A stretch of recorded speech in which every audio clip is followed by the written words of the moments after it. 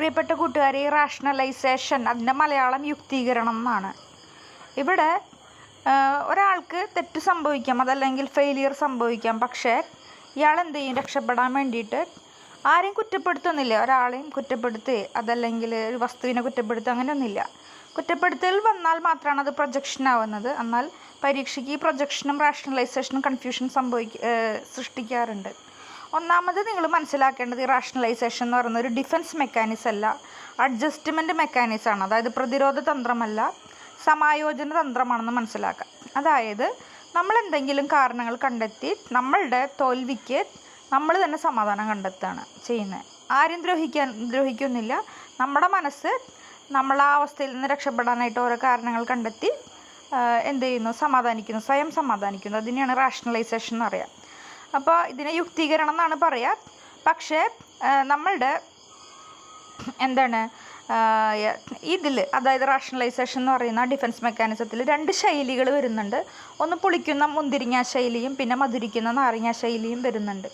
അപ്പോൾ അത് ടെക്സ്റ്റ് ബുക്കുകളിൽ പരാമർശിക്കുന്നത്, ഇപ്പോൾ കിട്ടാത്ത മുന്തിരിങ്ങ പുളിക്കും എന്ന് പറയുന്ന ഒരു ഈസോപ്പ് കഥകൾ നിങ്ങൾ കേട്ടിട്ടുണ്ടാവും അല്ലേ? അതായത് കുറുക്കൻ കുറേ നേരം മുന്തിരിങ്ങ പൊട്ടിക്കാനായിട്ട് ശ്രമിച്ചു, പക്ഷേ കിട്ടിയില്ല. അപ്പോൾ കുറുക്കൻ എന്ത് പറഞ്ഞിട്ട് പോയി? ഈ മുന്തിരിങ്ങയൊക്കെ പുളിക്കുന്നതാണ്, അതായത് കിട്ടാത്ത മുന്തിരിങ്ങ പുളിക്കും. അതൊരു പഴഞ്ചൊല്ല് തന്നെയാണ് അല്ലേ? അങ്ങനെ സ്വയം സമാധാനം കണ്ടെത്തിയിട്ടാണ് കുറുക്കൻ പോകുന്നത്. അങ്ങനെ ഇപ്പോൾ ഫോർ എക്സാമ്പിൾ, ഉദാഹരണത്തിന് കേട്ടറ്റ് പരീക്ഷ പാസ്സാവാത്ത അല്ലെങ്കിൽ നെറ്റ് പരീക്ഷ എഴുതിയിട്ട് കുറേ പ്രാവശ്യം എഴുതിയിട്ട് കിട്ടാത്തവർ സാധാരണ പറയും അവർക്ക് വിഷമമുണ്ട് കിട്ടാത്തതിന്. പക്ഷെ അവരെന്ത് പറയും? ഇപ്പോൾ നെറ്റൊക്കെ എഴുതിയിട്ട് എന്തിനാണ്, ജോലി ഒക്കെ കിട്ടാനായിട്ട് ലക്ഷങ്ങൾ കൊടുക്കണ്ടേ എന്ന് പറഞ്ഞാൽ അത് ഏത് അഡ്ജസ്റ്റ്മെൻറ്റ് മെക്കാനിസം ആണെന്ന് ചോദിച്ചാൽ റാഷണലൈസേഷനാണ്. ഈ പറഞ്ഞ എക്സാമ്പിൾ ടെക്സ്റ്റ് ബുക്കുകളിൽ പരാമർശിക്കുന്ന ഒരു എക്സാമ്പിളാണ്.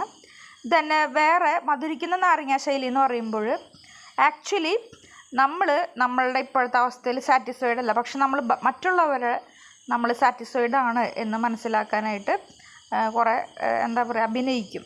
ഒരു ഉദാഹരണത്തിന്, ഭയങ്കര പഠിപ്പുള്ള ഒരാൾ വളരെ ചെറിയൊരു ജോബിൽ ഒതുങ്ങിക്കൂടേണ്ടി വരുന്നൊരു സാഹചര്യം വന്നാൽ അയാൾ പറയും ഞാൻ ഈ ജോലി കൊണ്ട് സംതൃപ്തനാണെന്ന് പറഞ്ഞാലും ബേസിക്കലി അയാൾ എന്തായിരിക്കില്ല, സാറ്റിസ്ഫൈഡ് ആയിരിക്കില്ല. ഇപ്പോൾ ഒരു സസ്പെൻഷൻ കിട്ടിയ ഒരു പോലീസ് ഉദ്യോഗസ്ഥൻ, അദ്ദേഹത്തിന് ഒരാൾ റോട്ടിൽ വെച്ച് കാണുകയാണ്. അപ്പോൾ എങ്ങനെയുണ്ട് എന്നൊക്കെ പറയുമ്പോൾ സസ്പെൻഷൻ കിട്ടിയത് നന്നായി, വീട്ടിലെ കൃഷിയൊക്കെ നോക്കാൻ പറ്റുന്നുണ്ടെന്ന് പറഞ്ഞാൽ ആക്ച്വലി ഒരു ഓഫീസറും സസ്പെൻഷൻ ഇഷ്ടപ്പെടുന്ന ഒരാളല്ല അല്ലേ?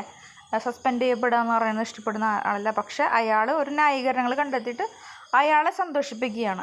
അത്തരത്തിലുള്ള ഒരു അഡ്ജസ്റ്റ്മെൻറ്റ് മെക്കാനിസത്തിനെയാണ് റാഷണലൈസേഷൻ എന്ന് പറയുക. അപ്പോൾ ഇവിടെ നിങ്ങൾ ബേസിക്കലി മനസ്സിലാക്കേണ്ടത്, തൻ്റെ കുറ്റം ആരുടെ മേത്തും പഴിചാരുന്നില്ല, കുറ്റം സ്വയം ന്യായീകരിക്കുകയാണ്. ആ പ്രക്രിയയാണ് റാഷണലൈസേഷൻ എന്ന് പറയുക. ഓക്കെ.